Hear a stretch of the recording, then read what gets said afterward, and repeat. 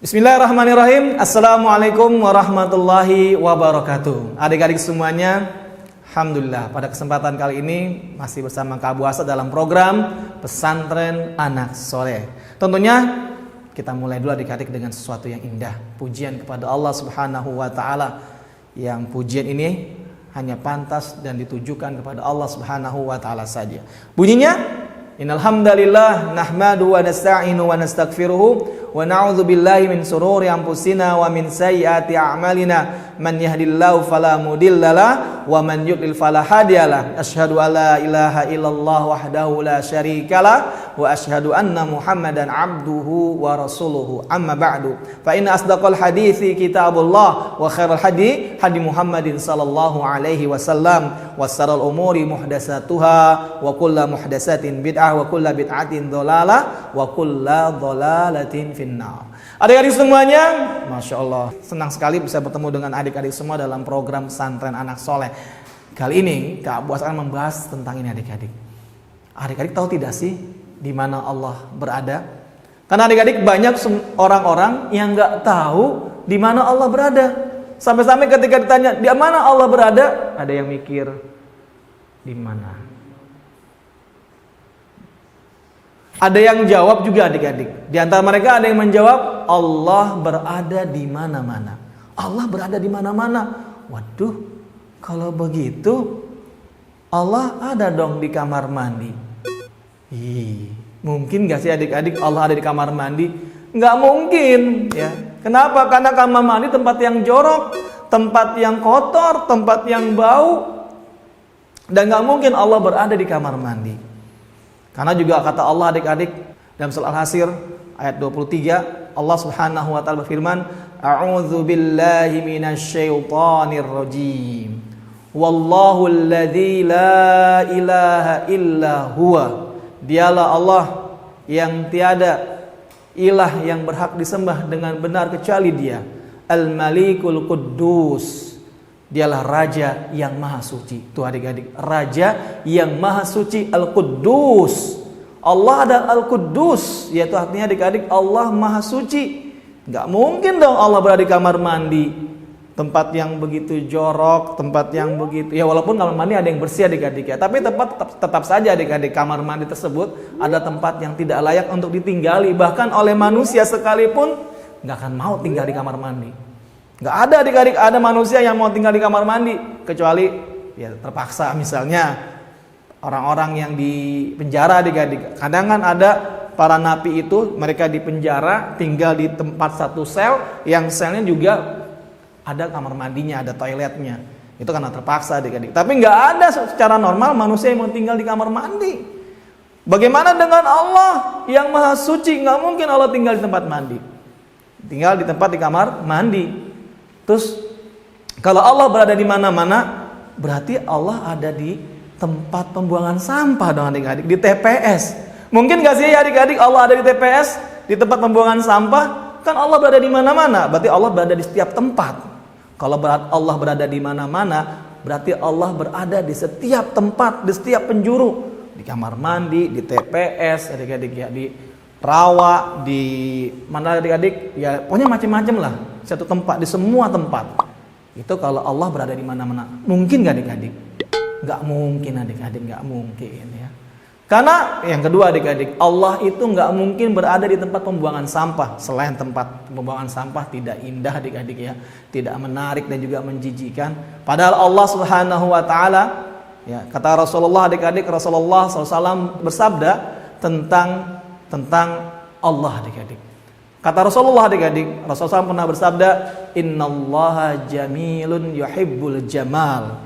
Sungguhnya Allah itu maha indah dan mencintai yang indah. Tuh adik-adik, Allah maha indah dan mencintai yang indah. Jadi gak mungkin Allah berada di tempat sampah atau mungkin di tempat yang lain yang tidak indah. Karena Allah itu maha indah dan Allah mencintai yang indah. Tempat sampah itu kan hasil tempat pembuatan yang dibuat oleh manusia adik-adik untuk membuang sampah ya, dari sampah-sampah manusia.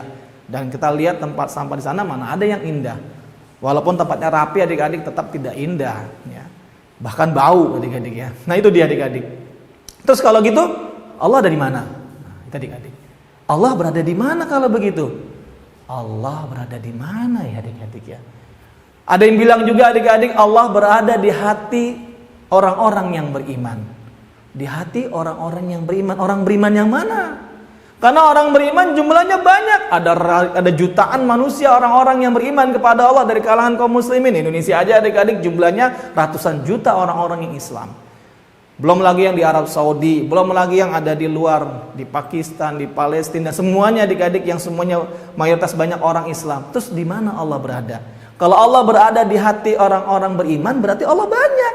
Allah ada di hati Kak Abu Asad, Allah ada di hatinya adik-adik, ada di hatinya abinya, di hati uminya, di hati paman adik-adik, di hati kakaknya adik-adik, di hatinya saudaranya adik-adik. Mungkin nggak adik-adik Allah berada di setiap hati manusia? Nggak mungkin adik-adik, nggak mungkin. Yang benar adik-adik, ya Allah ya, yang berada di setiap tempat itu bukan keberadaan Allahnya adik-adik, tapi yang benar adalah Allah ilmunya berada di mana saja adik-adik. Ilmunya Allah berada di mana saja. Allah tahu adik-adik apa yang terjadi di dalam lubang semut. Ya, lubang semut. Allah tahu di mana semut lagi sedang bawa makanan adik-adik ya. Ada yang semut lagi sedang makan, ada yang bawa kacang, mungkin lagi tidur-tiduran adik-adik ya. Allah tahu, tapi Allah tidak mesti berada di dalam lubang semut untuk mengetahui tentang apa yang terjadi di dalam lubang semut. Kenapa adik-adik? Karena kata Allah adik-adik ya, dalam surat Al-Ghafir ayat yang ke-7, Allah Subhanahu wa taala berfirman, "A'udzu billahi minasyaitonir rajim. Rabbana wasi'ta kulla syai'ir rahmatan wa ilma." Ya Rabb kami, ya Rabb kami, rahmatmu dan ilmu Engkau meliputi segala sesuatu.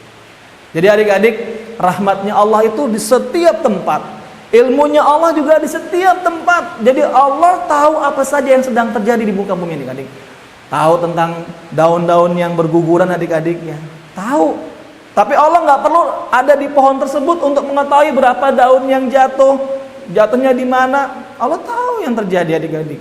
Tadi juga adik-adik seperti di lubang semut. Apa yang terjadi dalam lubang semut? Ada semut yang sedang lagi ngapain? Lagi makankah? Ada yang lagi sedang bercanda sama temennya? Ada yang lagi sedang gulat sama temennya? Ada yang lagi tidur-tiduran santai? Allah tahu. Tapi Allah tidak mesti berada di dalam lubang semut tersebut. Kenapa adik-adik? Karena ilmunya Allah. Karena ilmunya Allah sangat luas, meliputi segala tempat. Dan Allah mengetahuinya setiap keadaan di setiap bumi ini adik-adik. Itu adik-adik ya. Tadi kata Allah adik-adik, Rabbana wasi'ta kulla syai'ir rahmatan wa ilma. Ya Rabb kami, ya Engkau rahmatmu, ilmumu meliputi segala sesuatu. Masya Allah adik-adik, ilmunya Allah sangat luas. Jadi Allah mengetahui segala sesuatu. Terus kalau gitu di mana Allah ya? Di mana Allah adik-adik? Kalau di mana-mana tidaklah tepat jawabannya adik-adik. Kemudian kalau Allah berada di hati juga tidak tepat jawabannya. Lalu Allah ada di mana? Maka jawabannya adik-adik, pertama dari Allah dan kedua dari Rasulullah SAW. Yang pertama, kata Allah Subhanahu wa taala adik-adik dalam surat Thaha ayat yang kelima, A'udzu billahi minasyaitonir rajim. Ar-Rahmanu 'alal 'arsy istawa. Ar-Rahman yang Maha Pengasih yaitu Allah bersemayam berada di atas arsy. Tuh adik-adik, pertama Allah yang mengatakan Allah berada di atas arsy. Jadi jawabannya adik-adik, kalau ditanya di mana Allah, maka kita jawab dengan apa yang Allah sampaikan, yaitu Allah menjawab, memberitahu kepada kita adik-adik bahwasanya Allah itu berada di atas arsy-Nya. Sebagaimana dalam surat Thaha ayat 5 tadi adik-adik. Begitu pula adik-adik, kata Rasulullah SAW. Kata Rasulullah SAW, beliau adik-adik menyampaikan kepada kita, memberitahukan kepada kita tentang keberadaan Allah. Kata Rasulullah adik-adik, Rasulullah bersabda, Ala ta'manuni, ya, tidakkah kalian mempercayai aku?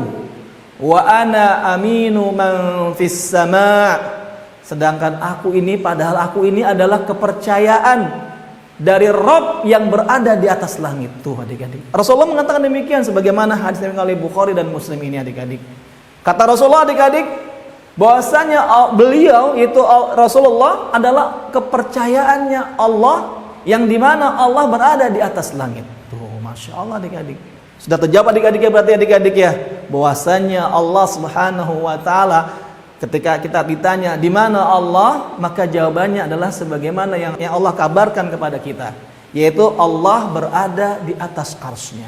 Kemudian juga sebagaimana yang disampaikan oleh Rasulullah sallallahu alaihi wasallam, yaitu di mana kata Rasulullah bahwasanya Allah telah mengutus Rasulullah dan menjadi kepercayaannya Allah, yang di mana Allah berada di atas langit. Bahkan adik-adik ada sebuah kisah adik-adik, sebuah hadis yang diriwayatkan oleh Ahmad, Abu Daud dan yang lainnya adik-adik. Ketika itu ada seorang budak wanita adik-adik ya, yang pernah melakukan satu kesalahan, lalu sama tuannya ya pernah dipukul, dan tuannya ini adik-adik salah satu sahabat Rasulullah yang bosan lupa ya adik-adik ya, itu merasa bersalah adik-adik. Akhirnya beliau menyampaikan apa yang dilakukannya kepada si budak ini. Kemudian kata Rasulullah, panggil budak tersebut. Dipanggillah budak wanita ini adik-adik. Kemudian tanya sama Rasulullah, "Aina Allah?" Di mana Allah? Dia menjawab, "Fis sama." Allah berada di atas langit. "Wa man ana?" Dan siapa saya? "Anta Rasulullah." Engkau adalah Rasulullah. Waduh adik-adik. Langsung kata Rasulullah SAW, "A'tikha fa innaha mu'minah." Bebaskanlah, merdekakanlah dia, karena sesungguhnya dia itu adalah orang yang beriman, wanita yang beriman kepada Allah. Tuh adik-adik, seorang budak terbebaskan, dimerdekakan oleh Rasulullah SAW karena sebab dia meyakini Allah berada di atas langit dan meyakini Rasulullah Nabi Muhammad adalah utusan Allah. Subhanallah adik-adik, luar biasa.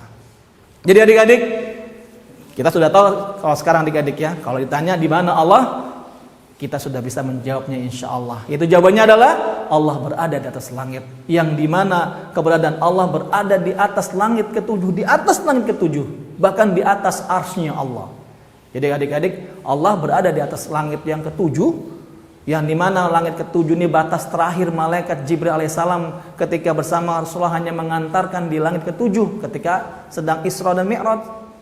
Dan ketika itu adik-adik, Allah Rasulullah SAW naik lagi ke langit berikutnya di atas langit ketujuh untuk bertemu dengan Allah Subhanahu wa taala. Pada waktu kapan adik-adik? Pada waktu Isra dan Mi'raj.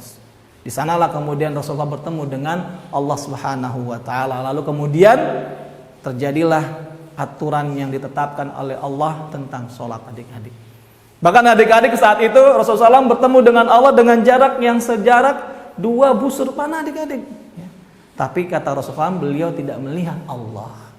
Ya, Allah tidak melihat Allah, dan Allah berada di atas arsy-Nya yang tinggi. Subhanallah adik-adik. Jadi sekarang kita tahu adik-adik ya, di mana Allah berada, yaitu di atas arsy-Nya Allah yang tinggi, dan arsy-Nya Allah berada di atas langit yang ketujuh.